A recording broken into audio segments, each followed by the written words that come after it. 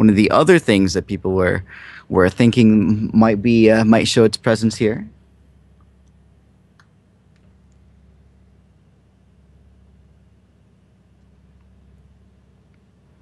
Quash Ridge Tusker, Islands Black Belt, some other assorted goodies versus just a mere Merry Minstrels. So Merry Minstrels can block and kill something. The Quash Ridge Tusker giving its plus attack to just about anything that it wants. And Deep Gauge Champion. If any power is shifted, Deep Gaze Champion gives all of the troops on your side +1/+1. We'll see Majesty here, which hits the Calamity. Uh-oh. This is not lethal, But it will cost the champion, and there's a Calamity there. Of note, Skaro is at 7 health, so got to be careful with his swing here. He would lose if he swings and is not able to block a speed troop. And there is a very formidable speed troop in the format. Champion gives his life so that LakosPolan may have one additional turn. That's pretty. That top deck was dirty. So Baby Yeti Necrotic version being exactly what's needed here. And that is a Calamity that is just one turn too slow. Skaro is quickly... Was that a turn 3 Calamity or a turn 4? I think it was a turn 4 Calamity that just lost. That's interesting. It's interesting to see that because it's rare to some extent. That's interesting. Why would he... That is interesting. I mean, I assume that Technophy took down the... Oh, because that could take things. Okay. That's the only reason, though. That's still strange.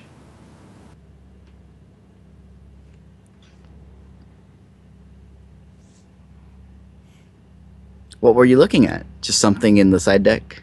The reserves? Or something about that play that we just saw?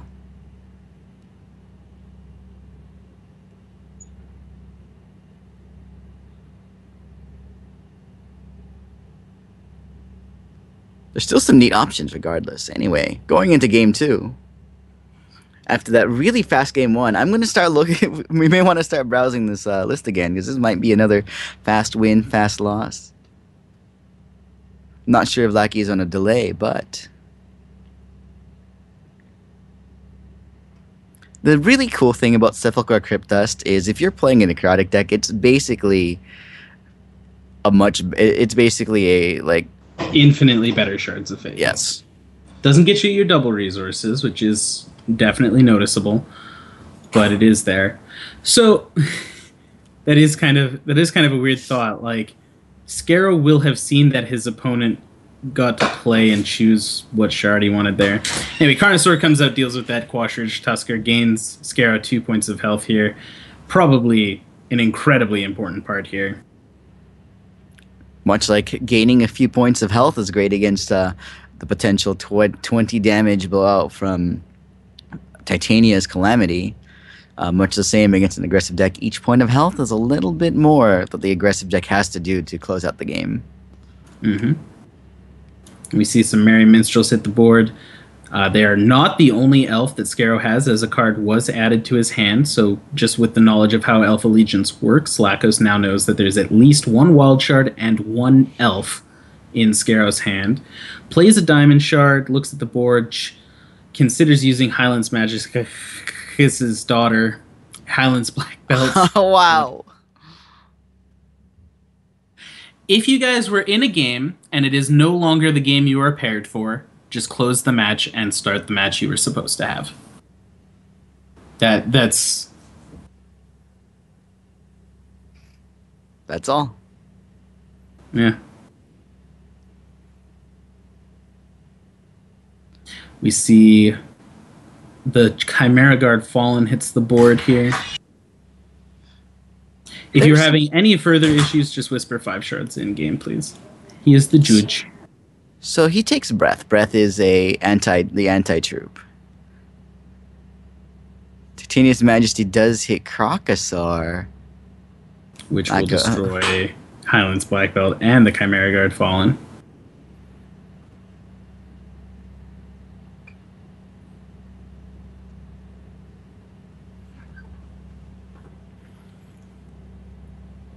This match will go a lot differently than the last one, as Lackey is lacking a board. Big Wild has shown up in the form of Crocosaur. This ragtag band of hunters will need to take it down. Necrotic Hunters, assisted by Highland's Black Belt. There's still some tricks up Lackey's sleeve. A trick, maybe. We see the swing. This is 7 damage coming through. The Deadeye Ripper throws its body in front of the Crocosaur to prevent 5 of it from coming through. And another Merry Minstrels hits the board, which, because of the second Merry Minstrels on the board, creates a wild shard at the very least, which is then played so that a balloon lyricist can be put onto the board. Lithograph lyricist?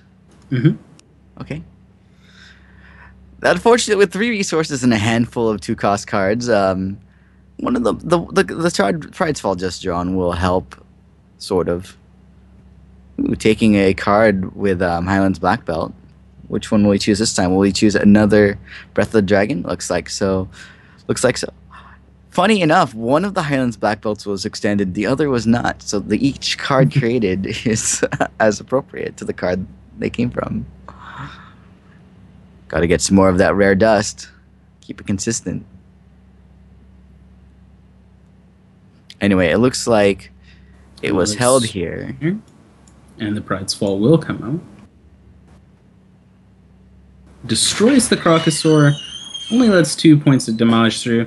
This does mean a Walking Calamity Titania's Majesty is lethal now on its own. Kinda, sorta. We see Deadeye Slicer hit the board and is given the charge power. This theoretically stops just about everything else from swinging through. Lakos cannot use his charge power twice in a turn. It's interesting because we've got 4 or 5 2-cost charge powers now. It's important to note you cannot use your charge power multiple times on a turn. I'm pretty sure Lakos knew that, but he kind of hovered over it for a second, so I will commentate on it. Like, I wish. Yeah, it would always be nice.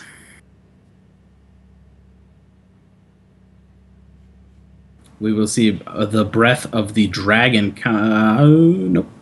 Nope. Still has the option, though.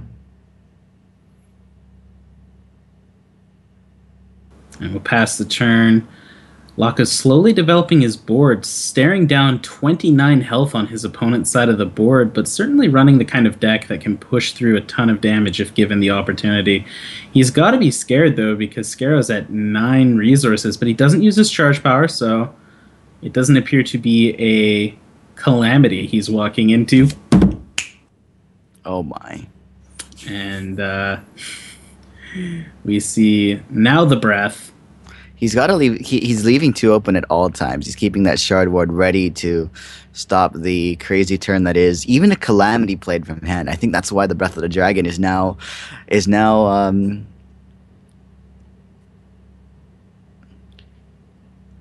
Breath of the Dragon hits the Letharist. That's 2 resources needed to get there. Even though that's still possible, a shard and the charge power. Why give it to your opponent for free? Make them draw 1 more card. Death Mask Assailant can't be blocked by any of those 2 attack things, so it looks like that will be the clock of choice at the moment.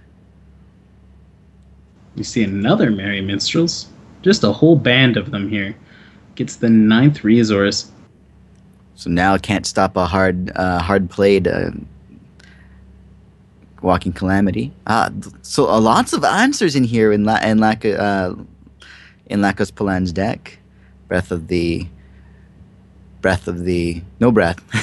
Just considering that Carnosaur, be like, how badly do I want to kill that Carnosaur? All his answers in hand are quick though. So he either does it now, does it later. Each one of those cards in his hand have a use somehow. just a matter of using them in the correct combination and at the right times here. In the meantime, though, Maki is starting to draw cards that'll accelerate this clock. The thing is, he still wants to keep 2 open. He still wants to keep 2 open.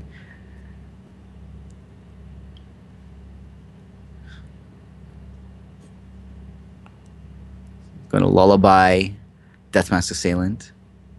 Which does... It does slow him down. He's out of his charge power. That was one of the major reasons he attacked. But he could give his charge power to the Swift Striker. But the Swift Striker is one of the reasons why his opponent can't really attack right now. We'll wait till next turn.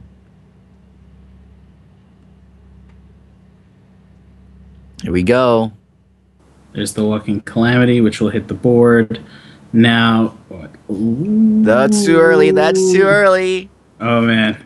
Like he figured it out there. He did not want to use his Martyr pre-combat there because it would make...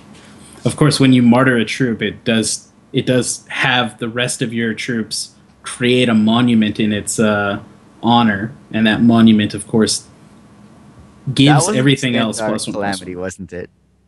Because now it's an extended art monument of the Martyr. Yes. It's interesting because I believe if your Martyr is extended art, you make an extended art monument. And if the troop you hit is extended art, you make an extended art monument. It kind of works both ways. It's very interesting. So we see that Chimera Guard Fallen finally hit the board. Deadeye Slicer is still capable of holding off a little bit here on its ownsies.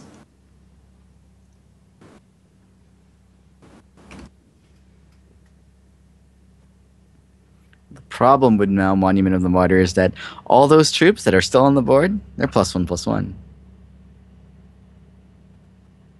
So we might see an attack right here by 2 of them.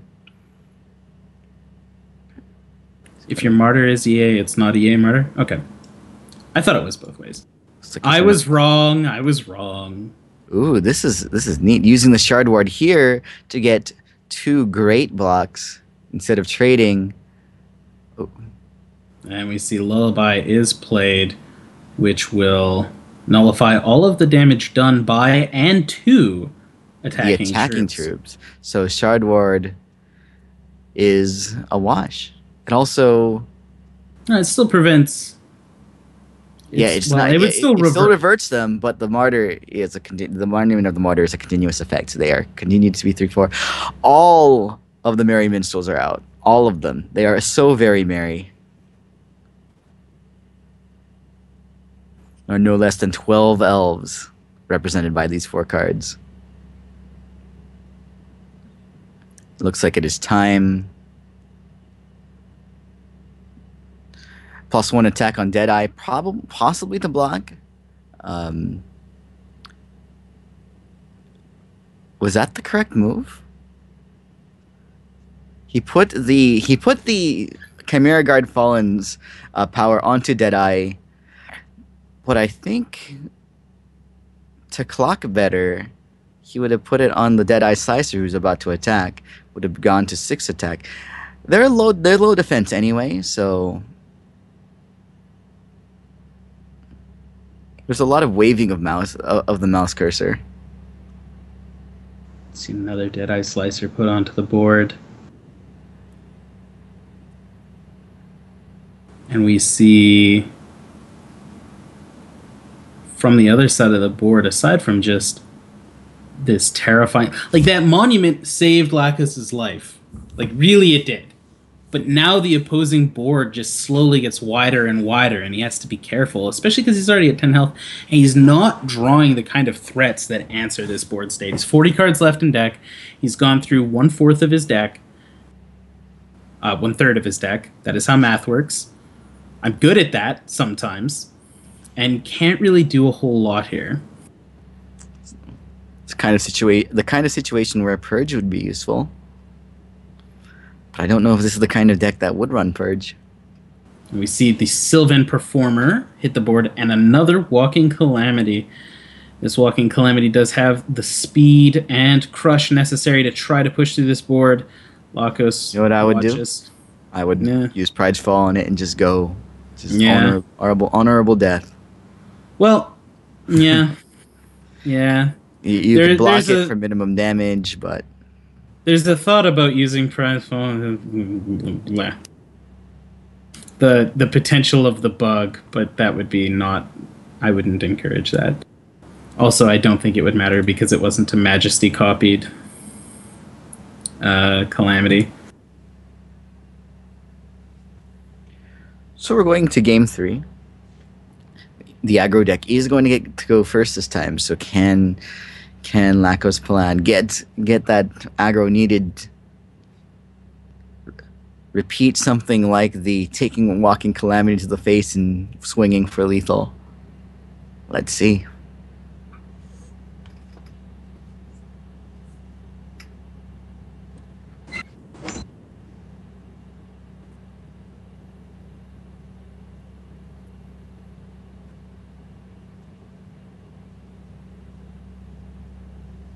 Game 3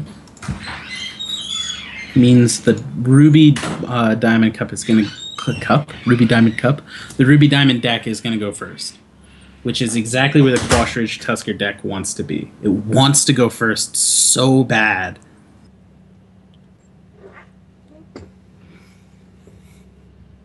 Those Carnosauruses in the wild suite of cards is really helping for threats like that. Killing Quash Ridges, killing Soloists, killing just any of these Lethal Lyricist. It's a good addition. Basically, a 2 damage wild action on a stick. Seems like a pretty decent hand.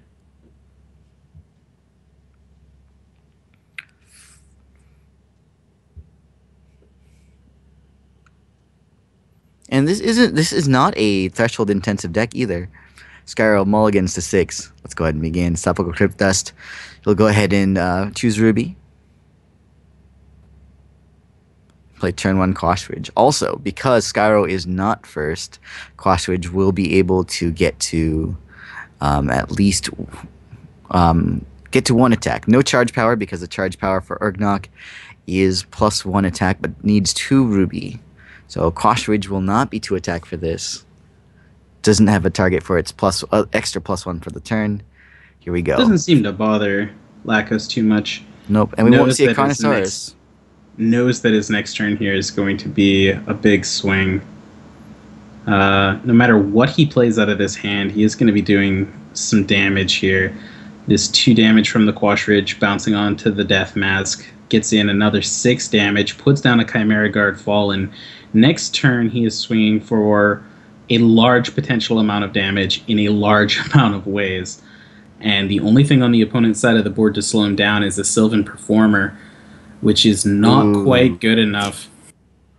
So now, we are likely to see, and we do, the Death Mask Assailant's charge power is swapped on over to the Quash Ridge Tusker.